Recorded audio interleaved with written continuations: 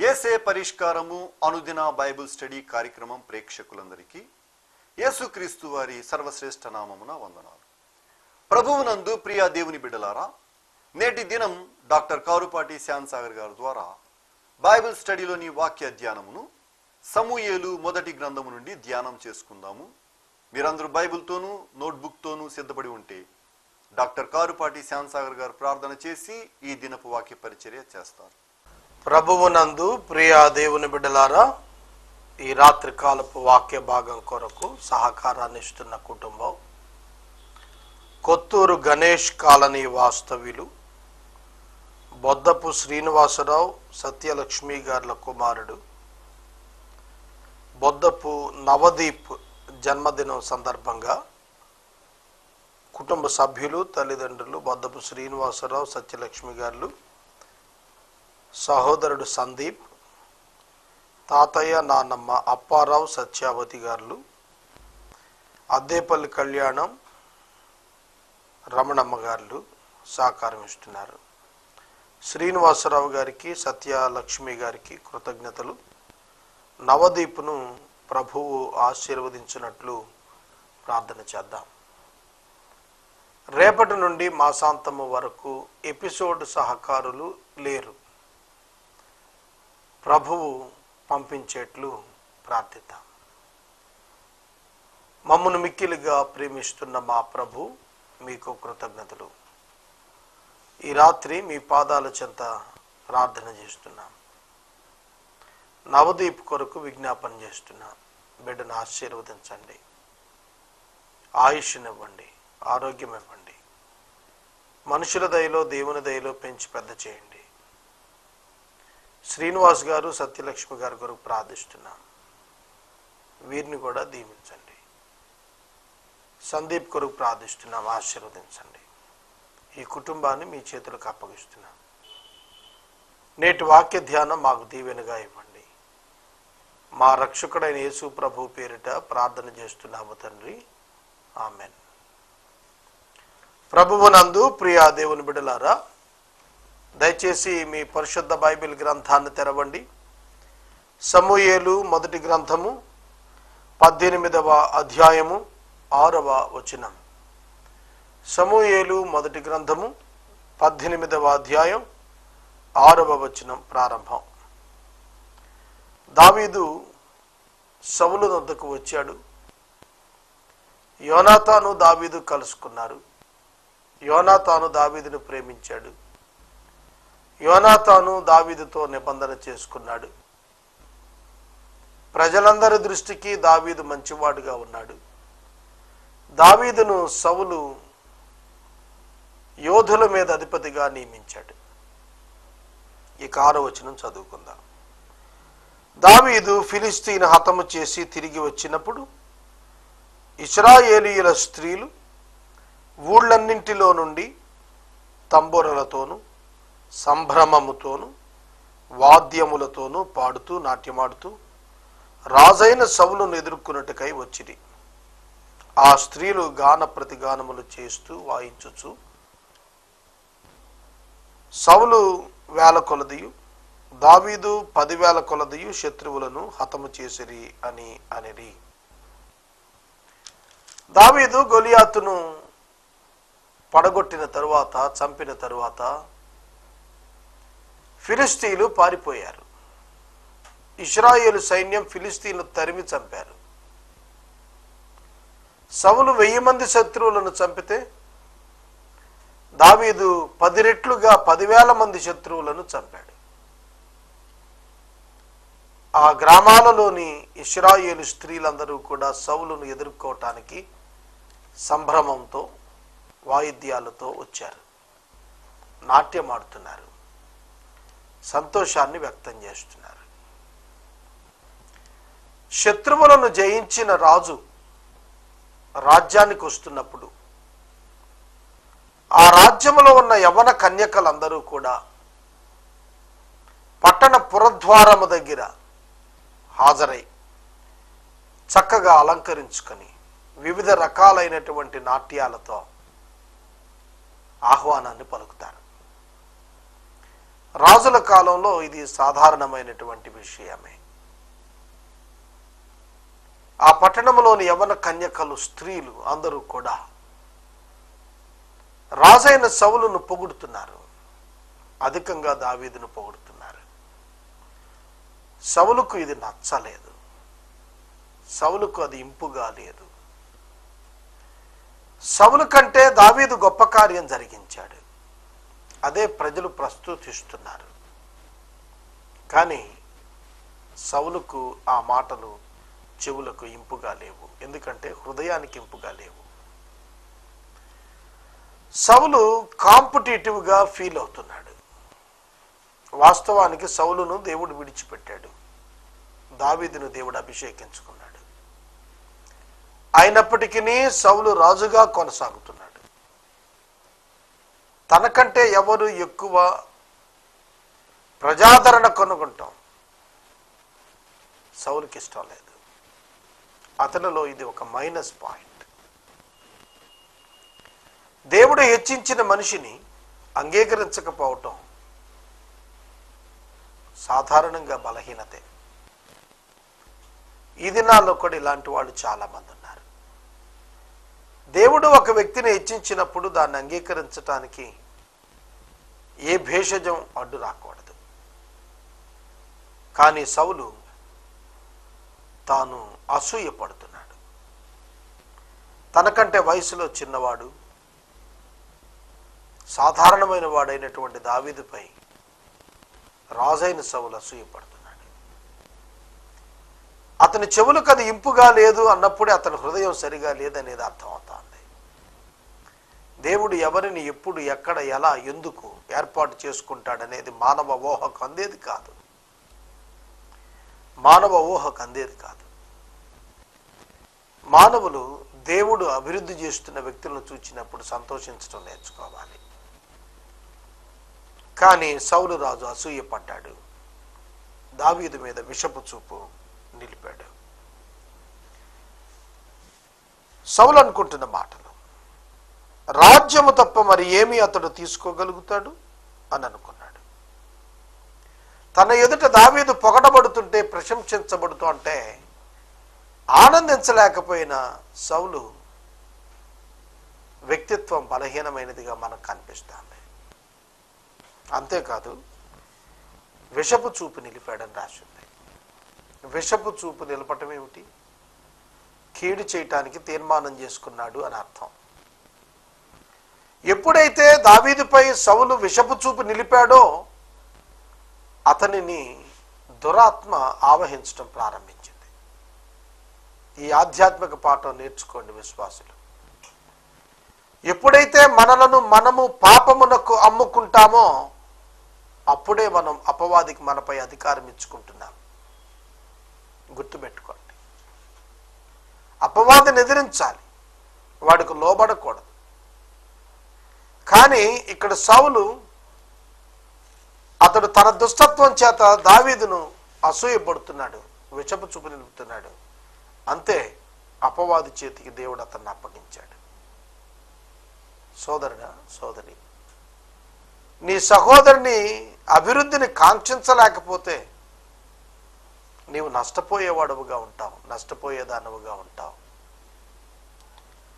మరునాడు దేవుని యొద్ద నుండి దురాత్మ సౌలు మీదకి బలముగా వచ్చినందున అతడు ఇంటిలో ప్రవచిస్తుండగా దావీదు మునుపటిలాగున వీణ చేత పట్టుకుని వాయించెను. ఇక్కడ కొంచెం వాక్యాన్ని నేను వివరించాలని ఆశపడుతున్నాను. మరునాడు, ఎప్పుడు మరునాడు అంటే దావీదుపై విషపు చూపి నిలిపిన మరునాడు.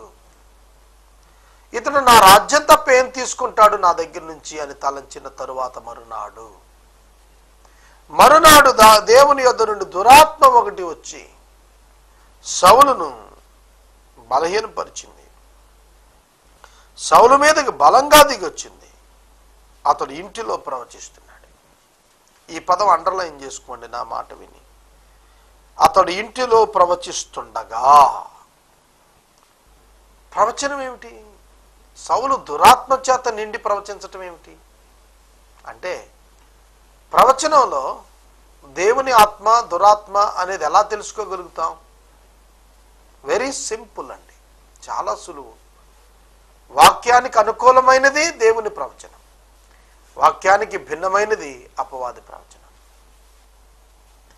చూడండి, ఈ దినాన చాలా మంది వాక్యం చెబుతున్నారు. అయితే వాక్యము వెల్లడైనప్పుడు వెలువడేటువంటి అనేకమైన ఆధ్యాత్మిక అంశాలు కనబడటం లేదు ఈ దినాన. ఎలాగో చెబుతాను. ప్రజలు పశ్చాత్తాపడాలి. They must feel sad about their sin, sorrow about their feelings. తమ పాపాన్ని గురించి విచారించాలి, దుఃఖపడాలి. అవి కనపడటం లేదు. జీవితంలో మార్పులు రావాలి, క్యారెక్టర్లో చేంజ్ రావాలి, మారు మనసు రావాలి, మైండ్ చేంజ్ కావాలి. అలాంటివి కనపడటం లేదు. బాప్తిస్మం తీసుకోవాలి. రక్షించబడిన వాడు బాప్తిస్మం తీసుకుంటాడు, అది కనపడటం లేదు. రూపాంతరం కనపడాలి, అది కూడా కనపడటం లేదు. కానీ జనులు మాత్రం విస్తారంగా పోగవుతున్నారు. ఆలోచించండి. దేవుని ఆత్మచేత జరిగినటువంటి ప్రవచనం ప్రజలను దేవుని చెంతకు చేరుస్తుంది, ప్రజలను వాక్యంతో ఆలోచింపజేస్తుంది. కానీ సౌలు ప్రవచిస్తున్నాడు, కానీ అది దేవుని నుండి వచ్చింది కాదు, దురాత్మ నుండి వచ్చిన ప్రవచనం. ఈ మాటలు చెబుతున్నప్పుడు కొంచెం జాగ్రత్తగా ఆలకించాలని మనవి. దురాత్మ నుండి ప్రవచనాలు ఏమిటి? అవును, బైబిల్లో దురాత్మ చేత నిండిన వారే మాట్లాడిన వారు కనిపించారు. పుతోను దెయ్యం పట్టిన స్త్రీ చిన్నది తన యజమానులకు లాభసాధకంగా ఉందన్నాడు. అపవాది ప్రజలను మోసపుస్తాడు. ఏంజల్ ఆఫ్ లైట్, వెలుగుదూత అనే పేరు మీరు విన్నారా? అది దేవునిలానే ప్రదర్శిస్తుంది, దేవునిలానే మాట్లాడింపజేస్తుంది. కానీ బేసిక్స్ ఉండవు. సువార్త నమ్మేదై ఉండదు, మారు మనసు అవసరం లేదు, రక్షణ అనుభవం అక్కర్లేదు, పరిశుద్ధతను గురించి మాట్లాడదు. కానీ దేవుని గురించే మాట్లాడుతూ ఉంటుంది. అదే వెలుగుదూత, దురాత్మ.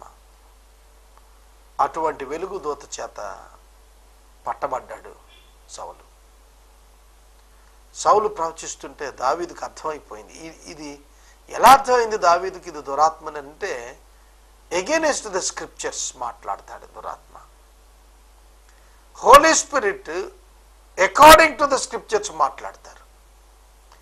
Evil spirit against the scriptures మాట్లాడతాడు. లేఖనాలకు భిన్నంగా మాట్లాడతాడు దురాత్మ, లేఖనాలను ప్రతిష్ఠిస్తూ మాట్లాడతాడు పరిశుద్ధాత్ముడు. కనుక ఇది ఏమి ఆత్మ అనేది దావీదుకి అర్థమైపోయింది. అందుకే దావీదు మునుపటి వల్లనే వీణ చేత పట్టుకుని వాయిస్తూ ఉన్నాడు. దురాత్మ అతనిని కమ్ముకుంది. దేవుని యొద్ద నుండి వచ్చింది అంటే దేవుడు అతను అప్పగించాడు దురాత్మకని అర్థం. ఒకప్పుడు సౌలు చేతులు ఒక ఈట ఉండగా దావీదును పొడిచి గోడకు బిగిస్తాననుకొని సౌలు ఆ ఈటను విసిరాడు. అయితే అది అతనికి తగలకుండా దావీదు 2 సార్లు తప్పించుకున్నాడు. యెహోవా తనను విడిచి దావీదునకు తోడై ఉండుట సౌలు చూచాడు కాబట్టి దావీదునకు భయపడుతున్నాడు. గమనించండి, దేవుడు మీకు తోడై ఉండుట ప్రజలు చూచినప్పుడు దేవుని బట్టి ప్రజలు మీకు భయపడతారు. ఇది చాలా వాస్తవమైన గాథ. చెబుతాను. బైబిల్లో రాహాబ్ అనేటువంటి వేశ్య, ఆమె చెప్పింది యెహోషువ గ్రంథంలో, అయ్యా, ఇజ్రాయేలీయుల దేవుడు వారి పక్షంగా చేసిన కార్యాలను చూచి మా గుండెలు విని మా గుండెలు నీరైపోయాయి అంది. నిజమే, మా గుండెలు నీరైపోయాయి. మీరు తప్పక జయం పొందుతారు. రాహాబు చెబుతాంది, నా ఇంటి వారిని జ్ఞాపకం చేసుకోండి, మా రాజ్యాన్ని మీరు జయించినప్పుడు అనంది. కాబట్టి ఇక్కడ మనం చూస్తున్నప్పుడు దేవుడు తోడై ఉంటే ఎదట వారు దేవుడు ఎవరికి తోడై ఉన్నాడో వారికి భయపడతారు. క్రైస్తవుడు లోకానికి భయాన్ని కలిగించేవాడు ఉంటాడు. ఇప్పుడు దేవుని తోడును అనుభవిస్తున్నప్పుడు, దేవుని సన్నిధిని తాను ప్రజల ఎదుట కనపరచగలిగినప్పుడు, దేవుని సన్నిధిలో ఉన్నవానికి గొప్ప మార్పు కలుగుతుంది. లూకా సువార్త 19వ అధ్యాయంలో యేసుక్రీస్తు ప్రభు జక్కయ్య ఇంటికి వెళ్ళారు. ఆయన ఆ ఇంట ఉన్న వెంటనే జక్కయ్య మారు మనసు పొందాడు. తన ధనాన్ని పేదలకు ఇచ్చాడు. అక్రమంగా తీసుకున్న దానికి 4 రెట్లు వేసి వెనక్కి ఇచ్చాడు. క్రియా జీవితం ప్రారంభమైంది అతనిలో. దేవుని సన్నిధి ఎవరి జీవితాల్లో ఉంటుందో వారు ఉన్నతంగా ఉంటారు. వారి శత్రువులు వారికి భయపడతారు. సౌలు దావీదులకు భయపడ్డాడు. కారణము దేవుడు దావీదుకు తోడై ఉన్నాడు. విశ్వాసులారా, మీ వ్యక్తిగత జీవితంలో మిమ్మల్ని మీరు ఒకసారి పరిశీలించుకోండి. దేవుడు మీకు తోడుగా ఉన్నాడు అనే సత్యాన్ని మీరు గుర్తెరుగుతున్నారా? మీరు తప్పక గుర్తెరగాలి. దేవుడు తోడుగా ఉన్నప్పుడు మీ ఆత్మీయ జీవితాలు వర్ధిల్లుతాయి. కాబట్టి సౌలు దావీదును తన యుద్ధ ఉండనీయక సహస్రాధిపతిగా చేశాడు. అతడు జనులకు ముందుకు వచ్చుచు పోవచ్చు ఉన్నాడు. మరియు దావీదు సమస్త విషయాల్లో సుబుద్ధి కలిగి ప్రవర్తింపగా యెహోవా అతనికి తోడై ఉండెను. మరియు దావీదు సుబుద్ధి కలిగి ప్రవర్తించగా యెహోవా అతనికి తోడై ఉండెను. ఇక్కడ దావీదు యొక్క సుబుద్ధి దేవుని ప్రసన్నతను అతనికి అనుగ్రహించింది. దేవుడు అతనికి తోడై ఉన్నాడు. ప్రియమైన దేవుని బిడ్డలారా, సుబుద్ధి అనేది గొప్ప వరం. విశ్వాసికి సుబుద్ధి కావాలి. మంచి మనస్సు అన్నమాట. సుబుద్ధి అంటే మంచి మనస్సు, మార్పు చెందినటువంటి మనస్సు, రూపాంతరం చెందిన మనస్సు. అందుకే చెబుతున్నాడు, సుబుద్ధి కలిగి ప్రవర్తిస్తుంటే దేవుడు తోడుగా ఉన్నాడు. ఈనాడు చాలామంది బుద్ధి లేని వారుగా ప్రవర్తిస్తున్నారు. నేను ఈ దినం ఉదయాన్నే లేచి ఒక ఆర్టికల్ రాశాను. వికృత సోదరులు, వికృత సోదరులు అని ఒక ఆర్టికల్ రాశాను. విశ్వాసులే వీళ్ళు. బైబిల్ గ్రంథంలో విశ్వాసుల గుంపుగా చెప్పుకున్న వారే, కానీ తమ సోదరులపై అసూయపడిన వారు, క్రూరత్వం చూపిన వారు, అబద్ధములు ఆడినటువంటి వారు, భయకంపితులు చేయాలని వారు పిటిషన్స్ పెట్టినటువంటి వారు, టోబియా సల్మనటులు నెహెమ్యాను భయకంపితులు చేయటానికి పత్రికలు పంపారట. బ్యాడ్ పబ్లిసిటీ చేసిన వారు. ఇలాంటి వారు బైబిల్లో చాలా మంది సహోదరుల నుండే ఉన్నారు. కనుక మనం చూస్తున్నప్పుడు ప్రజలు అతని యొద్దకు వచ్చి పోతున్నప్పుడు దావీదు గారు సుబుద్ధి కలిగి ప్రవర్తించాడు కాబట్టి అతడు ఘనతను వహించాడు. సౌలు సైతం అతనికి భయపడుతూ వచ్చాడు. దేవుని పిల్లలకు చక్కటి బుద్ధి అవసరం. బుద్ధి లేని వారుగా బ్రతకకూడదు. 10 మందితో చెప్పించుకునే వారంగా ఉండకూడదు. 10 మందికి చెప్పే వారంగా ఉండాలి. మిమ్మల్ని తలగా చేస్తాను అని ఇశ్రాయేలీలకు దేవుడిచ్చిన వాగ్దానం ఏమిటో తెలుసా? తల అధికారాన్ని సూచిస్తుంది. అలాగే తల ఒక వ్యక్తి యొక్క ఆలోచనను సూచిస్తుంది. ఒక వ్యక్తి యొక్క తల ఆలోచిస్తుంది, ఒక వ్యక్తి యొక్క తల చూస్తుంది, ఒక వ్యక్తి యొక్క తల వింటుంది, ఒక వ్యక్తి యొక్క తల మాట్లాడుతుంది కదా. కనుక తలగా చేయటం అంటే you will be the leader. నువ్వు నాయకుడివే నడిపిస్తావు, దేవుని పక్షంగా నువ్వు జీవిస్తావు అనేది చాలా తేటగా చెబుతున్నాడు. కనుక దావీదును దేవుడు హెచ్చించుతూ ఉన్నాడు. కారణము అతని ప్రవర్తన మంచి ప్రవర్తన కలిగి ఉన్నాడు. మంచి ప్రవర్తన ప్రజలను అతనికి దగ్గర చేసింది. ఇశ్రాయేలు వారితోనూ యూదా వారితోనూ దావీదు జనులకు ముందుగా వస్తూ పోతూ ఉండగా వారు అతన్ని ప్రేమించగా, సౌలు నా చెయ్యి వాని మీద పడకూడదు, ఫిలిస్తీన్ల చెయ్యి వాని మీద పడునుగాక అని అనుకుని, దావీదు నా పెద్ద కుమార్తె అయిన మేరబును నీకిత్తును, నీవు నా పట్ల యుద్ధశాలివై ఉండి యెహోవా యుద్ధములను జరిగింపవలను అని అనెను. అందుకు దావీదు, రాజునకు అల్లుడనగుటకు నేనంతటి వాడను, నా స్థితి అయినను ఇశ్రాయేల్లో నా తండ్రి కుటుంబమైనను ఏ పాటివి అని సౌలుతో అన్నాను. అయితే సౌలు కుమార్తె అయిన మేరబును దావీదుకు ఇయ్యవలసి ఉండగా సౌలు ఆమెను మెహోలతీయుడైన అద్రీయేలుకిచ్చి పెళ్లి చేసెను. అయితే తన కుమార్తె అయిన మీకాలు దావీదు మీద ప్రేమ కలిగి ఉండగా సౌలు విని సంతోషించి ఆమె అతనికి ఉరిగా ఉండినట్లు ఫిలిస్తీన్లచే అతని మీద ఉండేటట్లు నేను ఆమెను అతనికి ఇస్తున్నాను అనుకుని, ఇప్పుడు నీవు మరి ఒక దాని చేత నాకు అల్లుడు ఒగుదువని దావీదుతో చెప్పి తన సేవకులను పిలిపించి, మీరు దావీదుతో రహస్యంగా మాట్లాడి రాజుని ఎందు ఇష్టం కలిగి ఉన్నాడు, అతని సేవకులందరూ నీళ్ళ స్నేహంగా ఉన్నారు కాబట్టి రాజునకు అల్లుడు కావాలని చెప్పాలని ఆజ్ఞ ఇచ్చెను. చూడండి, కుయుక్తి కుట్ర. సౌలు రక్షించబడినవాడే కదా, మరి కుయుక్తి కుట్ర ఎందుకు? తాను తనను అప్పగించుకుంటున్నాడు, చెడుకు అప్పగించుకుంటున్నాడు, పాపానికి అప్పగించుకుంటున్నాడు, మోసానికి అప్పగించుకుంటున్నాడు. దావీదుతో కుయుక్తిగా మాట్లాడుతున్నాడు. నా పెద్ద కుమార్తె అయిన మేరబును నీకు ఇస్తాను రమ్మంటున్నాడు, నీ యందు నాకు ఇష్టం కలిగింది అంటున్నాడు. అంటే అతన్ని యుద్ధంలో పెట్టి ఏదో విధంగా ఫిలిస్తీన్ల చేత కొట్టించేయాలని. ఈ విధానం సౌలులోనే కాదు, దావీదులో కూడా ఊరియా విషయంలో అలాగే చేశాడు. మీకు చాలామందికి తెలిసే ఉంటుంది. ఊరియా భార్య బెత్షెబాను దావీదు తెచ్చుకున్నప్పుడు ఊరియా యుద్ధంలో ఉన్నాడు. ఆమె గర్భవతిని కబురు చేసినప్పుడు ఊరియాను దావీదు వెనక్కి పిలిపించాడు యుద్ధం నుంచి. అతన్ని తన భార్య వద్దకు వెళ్ళిపోమని చెప్పాడు. అయితే అతను వెళ్ళలేదు, నీతిమంతుడు. యోవాబుకు ఉత్తరం ఇమ్మని అతని చేతికే రాసిచ్చాడు అతని మరణ శాసనం. ఊరియా ఆ ఉత్తరాన్ని యోవాబుకి ఇచ్చాడు. యోవాబు ఫ్రంట్ లైన్లో యుద్ధంలో పెట్టాడు, అతను చచ్చిపోయాడు. తర్వాత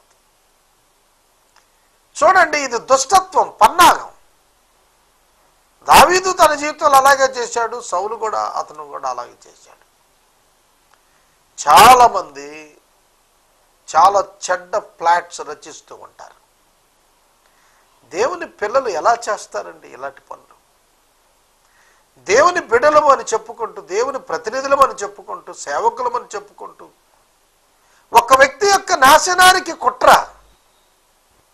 ఎంత విషాదకరమైన విషయం ఇది.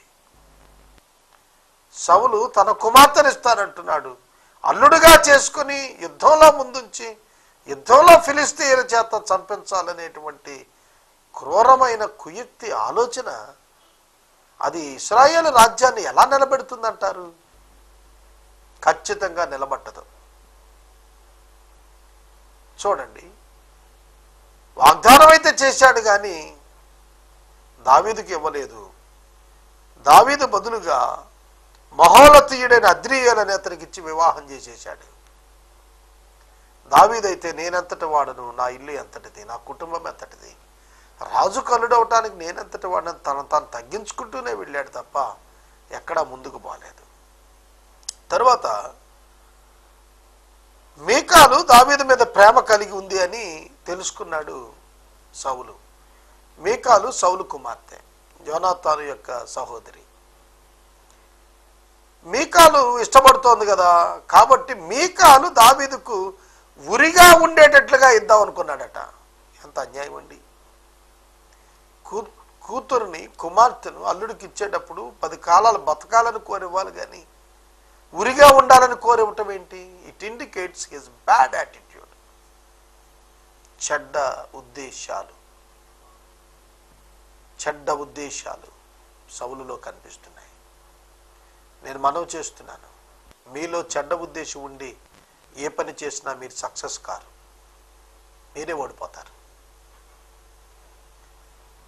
నేను చాలా మందిని చూశాను ఇలాంటి వారిని. దే కాంట్ విన్, వాళ్ళు జయం పొందలేరు. జయం వారికి దేవుడు ఇవ్వడు. తాత్కాలికంగా మెరుస్తున్నట్టు కనపడతారు కానీ మాడిపోతారు వాళ్ళు. They can't shine. వారు వెలుగునందరు, ప్రకాశించరు. నీ పట్ల స్నేహం కలిగి ఉన్నారు, సేవకులంతా ఇష్టంతో ఉన్నారు, రాజు కూడా నీ యందు ఇష్టం కలిగి ఉన్నాడు అని చెప్పి ప్రమోట్ చేయమని చెప్పి తన సేవకులకు చెబుతున్నాడు. సౌలు సేవకులు ఆ మాటలు బట్టి దావీదుతో సంభాషింపగా దావీదు, నేను దరిద్రుడైన ఎన్నికలైన వాడనే ఉండగా రాజున కల్లుడనొకటి స్వల్పమైన విషయమని మీకు తోచునా అని వారితో అనగా, సౌలు సేవకులు దావీదు పలికిన మాట అతనికి తెలియచేసిరి. అందుకు సౌలు ఫిలిస్తీన్ల చేత దావీదుని పడగొట్టాలన్న తాత్పర్యం గలవాడే, రాజు ఓలిని కోరక రాజు శత్రువుల మీద పగ తీర్చుకొనవలనని ఫిలిస్తీన్ల 100 ముందోళ్లు కోరుతున్నాడని దావీదుతో చెప్పండి అని నేను ఈ వాక్య ధ్యానం ఇక్కడ నేను నిలుపుదల చేస్తున్నాను. రేపటి వాక్య ధ్యానంలో 24వ వచనం నుండి చెబుతాను. ఒక్క మాట చెప్పి నేను ముగిస్తాను. దావీదు అంటున్నాడు, నేను దరిద్రుడనై ఎన్నిక లేని వాడనై ఉండగా ఏ విధంగా రాజు ఇంటికి నేను అల్లుడినవుతాను. దావీదు తన స్థితి ఎరిగి మాట్లాడుతున్నాడు. తాను దేవుని చేత పొందిన ప్రతి అతిశయ కారణాన్ని అతడు గర్వముగా ఎంచుకొనక దీనత్వంతో ఎంచుకుంటున్నాడు. మనం ఎంత ఎదిగినా దీనులముగా మనలను మనము ఎంచుకొనుట ఆవశ్యకము. దీనత్వం కలిగి జీవించటం మనకు క్షేమాన్ని ఇస్తుంది. సౌలు యొక్క కుట్ర దావీదును నాశనం చేయాలనే ఉంది తప్ప, దావీదును దేవుడు అభిషేకింపజేశాడు, ఆయనకే రాజ్యం ఇచ్చేస్తాడనేది అతనిలోని పాపము కారణంగా, దుష్టత్వం కారణంగా గుర్తెరగలేకపోతున్నాడు. ఈ రాత్రి వాక్య ధ్యానానికి సహకారం ఇచ్చిన వారు కొత్తూరు గణేష్ కాలనీ వాస్తవ్యులు బొద్దపు నవదీప్ జన్మదినం సందర్భంగా బొద్దపు శ్రీనివాసరావు గారు, సత్యలక్ష్మి గారు, సందీప్, నాయనమ్మ, తాతయ్య, అప్పారావు, సత్యవతి, కుటుంబ సభ్యులు అద్దేపల్లి కళ్యాణం, రమణమ్మ గారు సహకారం ఇస్తున్నారు. ఈ కుటుంబాన్ని ప్రభు దీవించును గాక. మనము ఇంతవరకు డాక్టర్ కారుపాటి శ్యాంసాగర్ గారి ద్వారా బైబిల్ స్టడీలోని వాక్య ధ్యానమును సమూయేలు మొదటి గ్రంథము నుండి ధ్యానం చేసుకున్నాము. ఈ కార్యక్రమం ద్వారా మీరు పొందుకొనుచున్న ఆత్మీయ మేలులు ఒక ఉత్తరం ద్వారా మాకు తెలియచేయండి. ఈ ప్రార్థనా మనవులు మాకు తెలియచేస్తే ఏసే పరిష్కారం కార్యాలయంలో ఏర్పాటు చేసిన ప్రత్యేక ప్రార్థనా శిబిరంలో మీ కొరకు ప్రార్థిస్తాం. మీ కుటుంబ పక్షముగా ఒక ఎపిసోడ్ ప్రసారం చేయాలనుకున్నారు మాకు తెలియజేస్తే మా సిబ్బంది మీ గృహాలను దర్శిస్తారు. ముగింపు ప్రార్థన ఆశీర్వాదాలతో ఈ కార్యక్రమాన్ని ముగించుకుందాం. ప్రార్థన చేసుకుందాం. తలలు వంచండి. మమ్మను మిక్కిలుగా ప్రేమిస్తున్న మా ప్రియ తండ్రి, మీకు వందనాలు. ఈ రాత్రి వాక్య ధ్యానానికి సహకారం ఇచ్చిన శ్రీనివాస్ గారి కుటుంబాన్ని దీవించండి, బిడ్డలను ఆశీర్వదించండి. ఎపిసోడ్ సహకారాలు రేపటి నుండి మాసాంతం వరకు కావాలి. చాలా అవసరాలు ఉన్నాయి ప్రభు, సహాయం చేయండి. మీ చేతులకు మమ్మల్ని అప్పగించుకుంటున్నాం. మా ప్రేక్షకులను రక్షించండి. మా ప్రేక్షకులకు ఆధ్యాత్మిక అభివృద్ధి దయచేయండి. ఘనత, మహిమ, ప్రభావాలు మీరు పొందండి. పవర్ కట్ వల్ల ప్రాబ్లం లేకుండా ట్రాన్స్మిషన్ నిరాటంకంగా కొనసాగుటకు సాయం చేయండి. యేసు ప్రభు పేరిట ప్రార్థిస్తున్నాం తండ్రి, ఆమేన్. మన తండ్రి అయిన దేవుని ప్రేమ, కుమారుడైన యేసుక్రీస్తు వారి యొక్క కృప, పరిశుద్ధాత్మ దేవుని యొక్క అన్యోన్య సహవాసం సదాకాలం మనందరికీ తోడై ఉండును గాక. ఆమేన్.